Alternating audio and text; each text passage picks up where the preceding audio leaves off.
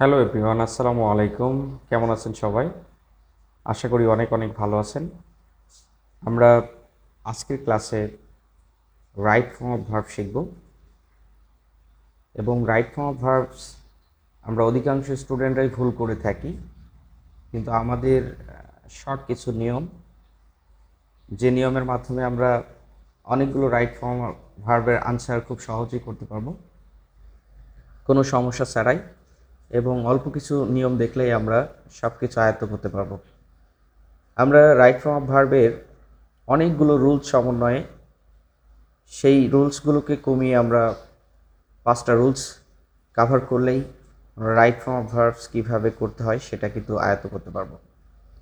আমাদের right form of ভার্বসের basic rules কিন্তু অনেক রয়েছে, কিন্তু আমরা যে উপায়ে রাইট ফর্ম অফ ভার্ব করতে যাচ্ছি সেটা খুব শর্ট উপায়ে এবং শর্ট নিয়মে রাইট ফর্ম অফ ভার্বগুলো, এই রুলসগুলো একবার দেখলেই আমরা অনেকগুলোর আনসার কিন্তু ইজিলি করতে পারবো। তার আগে অবশ্যই আমাদের বেসিক গ্রামার সম্পর্কে অনেক ভালো ধারণা থাকতে হবে। বেসিক যদি আমাদের অনেক ভালো ধারণা থাকে তাহলে আমরা অবশ্যই এই জায়গাটাই ভালো করব। আমরা ভার্বের যে ফর্মগুলো জানি সেগুলো আমরা আজকে জানবো। ভার্ব 1, ভার্ব 2, ভার্ব 3, ভার্ব 4 এবং ভার্ব 5। ভার্ব 4 এবং ভার্ব 5 এটা কী জিনিস সেটা অবশ্যই আমাদের সকলকে জানতে হবে, এবং ভার্ব 4 এবং 5 আমরা জানি সবাই। আমরা যখন আলোচনায় আসব আমরা রাইট ফর্ম অফ ভার্বের 2টা ক্লাস সাজিয়েছি, পার্ট 1 এবং পার্ট 2। আজকের ক্লাসে কিন্তু আমরা পার্ট 1টা শেষ করব। আমরা ভার্বের বেস ফর্ম, যেটা প্রথম ফর্ম, সেটা একটু দেখব যে এটা আসলে কোথায় কোথায় হয়। আমরা ভার্ব 1 রাইট ফর্ম অফ ভার্বের কখন হবে এবং কিভাবে আমরা করব সেটা একটু দেখব। তো প্রথমে ভার্ব 1 নিয়ে যে আলোচনা সেটা একটু করি। আমরা জানি যে প্রেজেন্ট ইনডিফিনাইট টেন্সে সাবজেক্ট যদি আই, উই, ইউ, দে এবং প্লুরাল কোনো নাউন যদি হয়ে থাকে তাহলে অবশ্যই আমরা ভার্ব 1 লিখব। ভার্ব 1 কোথায় কোথায় হয় সেই জায়গাগুলো আমরা একটু দেখছি, কারণ রাইট ফর্ম অফ ভার্বে আমাদের ব্র্যাকেটে যে ভার্বটা দেওয়া থাকবে অবশ্যই ভার্বগুলো ভার্ব 1-এ দেওয়া থাকবে। যে ভার্বগুলো অপরিবর্তিত থাকবে সেই জায়গাগুলো আমরা একটু দেখে নিই। এক্সাম্পল দেখি, আই গো টু কলেজ। এখানে কিন্তু অবশ্যই প্রেজেন্ট ইনডিফিনাইট টেন্স করা হয়েছে এবং সাবজেক্ট আই থাকার কারণে গোর কোনো পরিবর্তন হয়নি, এটা কিন্তু আমরা এখানে দেখতে পাচ্ছি। অবশ্যই আমরা একটা বিষয় জানি, মডাল ভার্ব। এই মডাল ভার্বের পরেই কিন্তু ভার্ব 1 হয়, এটা খেয়াল রাখতে হবে। মডাল ভার্ব সম্বন্ধে যদি ধারণা না থাকে তাহলে অবশ্যই আমাদের বেসিক ক্লাস যেগুলো আছে সেখানে মডাল ভার্ব সম্পর্কে আলোচনা করা আছে। আপনারা অবশ্যই আমাদের চ্যানেল থেকে মডাল ভার্বগুলো দেখে আসতে পারেন। যেমন আই ক্যান, এখানে ক্যান হলো মডাল ভার্ব, অবশ্যই তারপরে গো কোনো পরিবর্তন হয়নি। ভার্বগুলো কিন্তু ভার্ব 1-ই আছে, কোনো পরিবর্তন হবে না। সেক্ষেত্রে কিন্তু আমরা এগুলো খেয়াল করি যে ভার্ব 1 কখন কখন হয়। আরেকটা নিয়ম হলো 2 প্লাস ভার্ব 1, ইনফিনিটিভ বলা হয় যেটাকে, মানে টুর পরে ভার্ব 1 হয়, এটা খেয়াল রাখতে হবে। পৃথিবীতে যত প্রিপোজিশন আছে তারপরে কিন্তু আইএনজি হয়, কিন্তু টু ব্যতীত সকল প্রিপোজিশনের পরে আইএনজি হবে।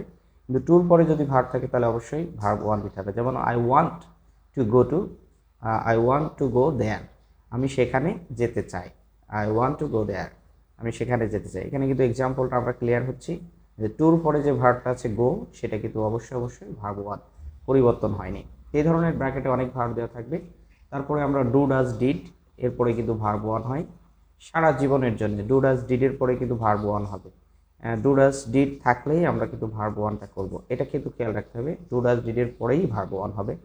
আমরা যদি এক্সাম্পল দেখি, যেমন আই ডিডেন্ট গো দেয়ার, আমি সেখানে যাই নাই বা আমি সেখানে যেতাম না। অবশ্যই পরবর্তী রুলসে আমরা চলে যাচ্ছি।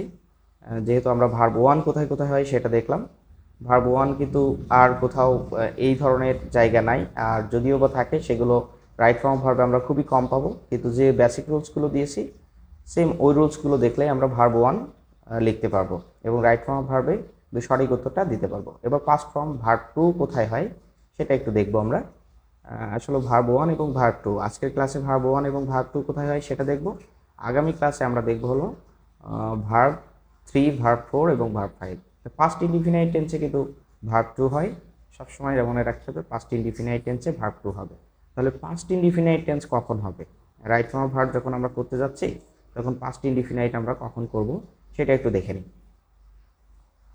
কোনো বাক্যে যদি আমরা yesterday, previous day, long ago, once upon a time, last, it is time অথবা ইট ইজ হাই টাইম যদি পেয়ে থাকি, এগুলো থাকলে অবশ্যই আমরা ভার্ব টু লিখব।